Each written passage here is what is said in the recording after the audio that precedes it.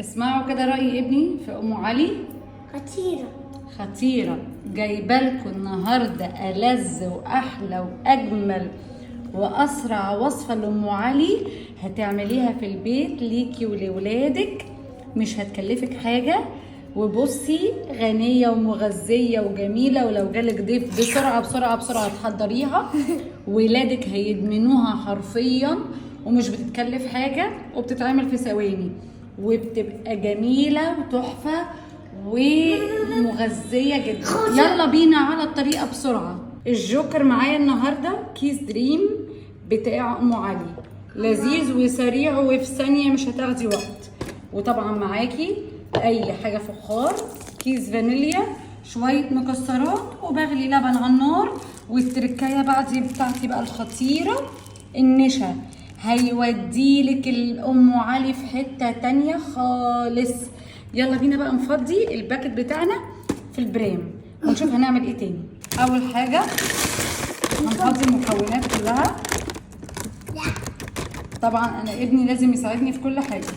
بعد كده هحط شويه مكسرات، يعني نص الكميه بتاعتي كده هحطها في ام علي وهي لسه نيه زي ما انتم شايفين كده. ومشاركه احباب الله معانا دايما دي اساسيه يعني. اهو زي ما انتم شايفين. انا هخلي سكر خفيف، لو عايزه تزودي سكر اوكي.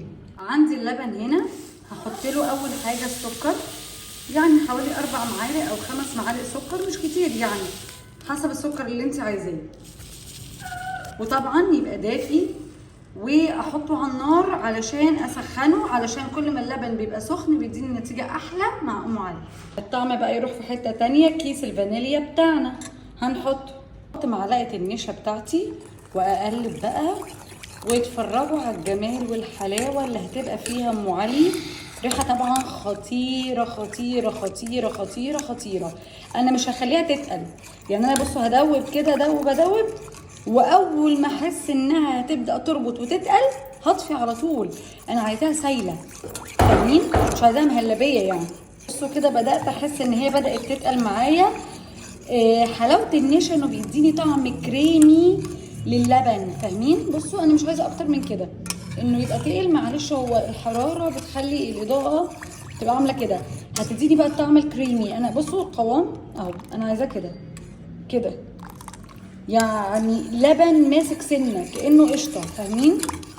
مش عايزاه يبقى تقيل. هطفي عليه وابدا احطه معاكم على ام علي بتاعتنا. يلا بينا على احلى ام علي اللي هنغرقها ونسقيها. انا بحب اللبن ده. ام علي انك تبقي مغطياها باللبن وتحطي لها وش اللبن بتاعك. انا حطيت القشطه بتاعتي اهو على الوش بتاعت اللبن. بصي هتاخدي نتيجه خرافيه.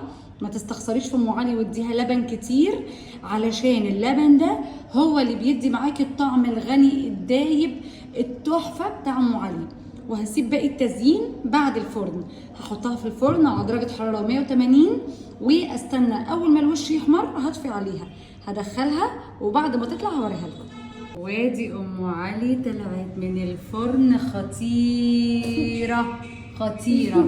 بصوا تحفه وعايمه.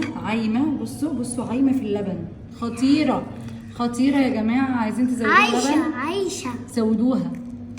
تحفه تحفه تحفه تحفه تحفه تحفه. هحط لها المكسرات وازودها بقى اللبن واحنا بناكلها. عايشه ويا جماعه خطيره خطيره.